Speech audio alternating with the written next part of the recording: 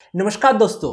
तो recently Nokia ने अपना सबसे पहला लैपटॉप लॉन्च किया है जिसका नाम है नोकिया प्योरबुक X14, जिसका प्राइस है 60,000 रुपीज़। और 60,000 रुपीज़ में और भी बाकी बहुत सारे बढ़िया लैपटॉप है, जैसे कि HP की तरफ से 2 लैपटॉप है और Asus की तरफ से भी 2 लैपटॉप है। तो इस वीडियो में मैं आपका टोटल 2 सवाल के जवाब दूंगा कि अगर आपको आज के दिन में कोई बहुत ही बढ़िया गेमिंग, स्ट्रीमिंग या फिर एडिटिंग करने के लिए कोई लैपटॉप लेना चाहते और अगर आपका बजट है 60,000 रुपीज़, तो आपको कौन सा लेना चाहिए। और ये जो नोकिया X14 लॉन्च हुआ है, तो क्या इसका प्राइस 60,000 में जस्टिफाइड है या फिर नहीं, मैं इस वीडियो में आपके 2 सवाल का जवाब दूंगा।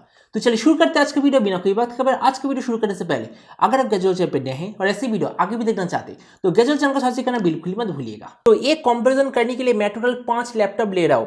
पहला नोकिया X14, दूसरा HP 14s, तीसरा HP Pavilion, चौथा Asus TUF F17 और पांचवा Asus Ultra 14। अगर हम सभी लैपटॉप के डिस्प्ले को कंपेयर करें तो देख सकते हैं नोकिया X14, HP 14s और Asus Ultra 14, ये तीनों लैपटॉप में आपको 14 inch full HD LED IPS display मिलता है जिसका रिफ्रेश रेट है 60 हर्ट्ज। और HP Pavilion पे आपको मिलता है 15.6 इंच फुल एचडी डिस्प्ले जो कि LED IPS डिस्प्ले है जिसका भी रिफ्रेश रेट है 60 हर्ट्ज।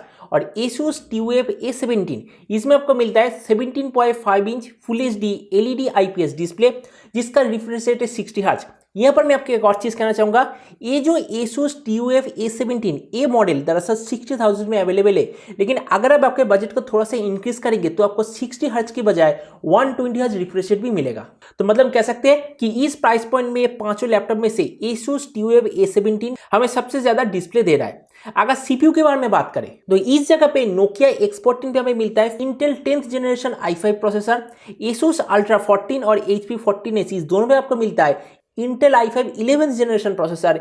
HP Pavilion पे आपको मिलता है Ryzen 5 3550H और Asus TUF A17 इसमें आपको मिलता है Ryzen 5 466H। अगर मैं सबसे बढ़िया परफॉर्मेंस के बारे में बात करूं तो यहाँ पर दरअसल ये जो HP 14s सबसे बढ़िया है, लेकिन इधर भी एक चीज है, अगर आप इस प्राइस रेंज में सबसे अच्छा गेमिंग लैपटॉप लेना चाहते हो और गेमिंग लैपटॉप के लिए वही प्रोसेसर सबसे अच्छा होता है जिसका सिंगल कोर परफॉर्मेंस सबसे बढ़िया होता है, तो ये पांचों लैपटॉप में से HP 14s और Asus Ultra 14 इस दोनों के जो Intel i5 11th generation processor use हुआ है इसका सिंगल कोर परफॉर्मेंस राइजन से भी बेटर है। तो मतलब गेमिंग के लिए ये दोनों सबसे बेटर है, लेकिन अगर आप एडिटिंग करना चाहते हैं तो उसके लिए HP Pavilion और Asus TUF A17 सबसे बेटर है क्योंकि इसमें आपको इंटेल से ज्यादा कोर मिलता है और ज्यादा कोर मतलब एडिटिंग में बेटर हेल्प मिलता है। और अगर नोकिया X14 के बारे में बात करें, ये सभी लैपटॉप में से नोकिया X14 का प्रोसेसर सबसे लोअर है।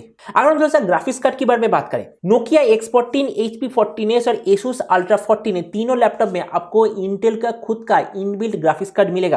क्योंकि नोकिया पे 10th जनरेशन प्रोसेसर है तो इसीलिए उसके साथ पुराने जनरेशन का ग्राफिक्स कार्ड है जो कि दरअसल इंटेल UHD सीरीज का ग्राफिक्स कार्ड। 11th जनरेशन से इंटेल ने बेटर ग्राफिक्स कार्ड को इस्तेमाल करना शुरू किया जो कि दरअसल इंटेल Iris Xe सीरीज का ग्राफिक्स कार्ड। और अगर हम HP Pavilion और Asus TUF A17 के बारे में बात करें, दोनों पे आपको dedicated NVIDIA GTX 1650 graphics card मिलता है और इसके साथ आपको AMD का Radeon Vega 8 ग्राफिक्स कार्ड भी मिलता है। तो मतलब कह सकते हैं कि ग्राफिक्स परफॉर्मेंस के मामले में HP Pavilion और Asus TUF A17 obviously better होगा बाकी लैपटॉप के मुकाबले। अगर स्टोरेज के बारे में बात करें तो आप देख सकते हैं कि इधर सभी के सभी लैपटॉप में आपको 512GB तक का SSD का सपोर्ट मिलेगा जो कि आप 1TB तक का इंक्रीज कर सकते हैं। और Asus TUF A17 में आपको हार्ड डिस्क मिलता है 1 TB का। लेकिन अगर स्टोरेज परफॉर्मेंस के बारे में बात करें, SSD हमेशा बेटर होता है HDD के मुकाबले। अब हम देखते हैं रैम डिफरेंस। तो आप देख सकते हैं इस प्राइस रेंज में जो भी लैपटॉप मैंने चूज किया है सभी के सभी में आपको 8GB DDR4 रैम मिलता है। Nokia X14, HP 14s, HP Pavilion और Asus Ultra 14s ये सभी के सभी में आप रैम को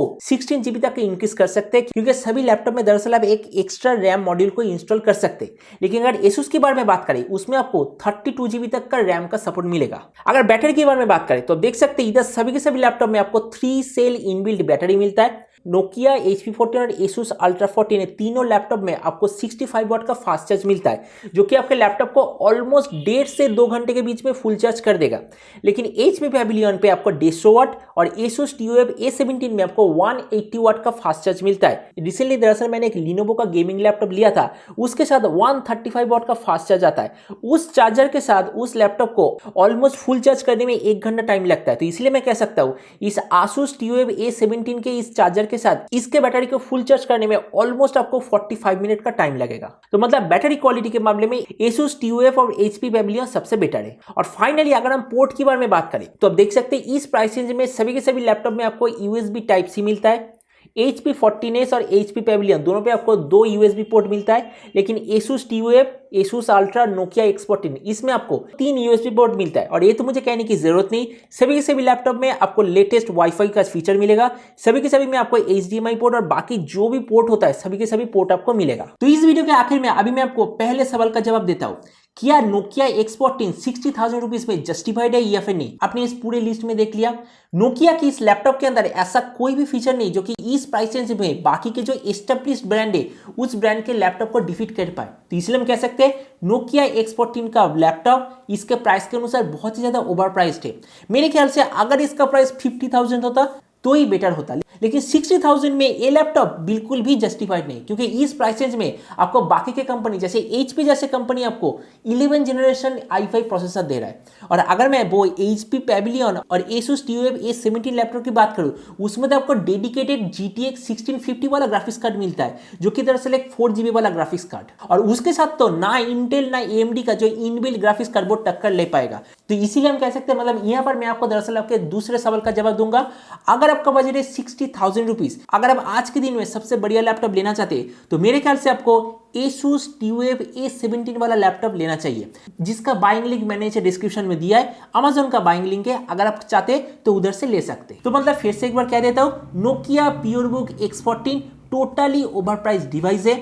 और अगर आप 60,000 रुपीज में कोई आज के दिन में सबसे बढ़िया लैपटॉप लेना चाहते हैं तो आपके लिए Asus TUF A17 वाला लैपटॉप। तो आज का वीडियो तक, उम्मीद है आज का छोटा सा बेस्ट लैपटॉप अंदर 60,000 के लिस्ट आपको पसंद आया होगा। वैसे फ्यूचर में अगर वैसे और भी वीडियो देखना चाहते तो गैजेट चैनल को सब्सक्राइब करना बिल्कुल ही मत भूलिएगा। तो मिलते हैं अगली वीडियो में, तब तक stay tuned and always remember, think positive, be positive. Thank you.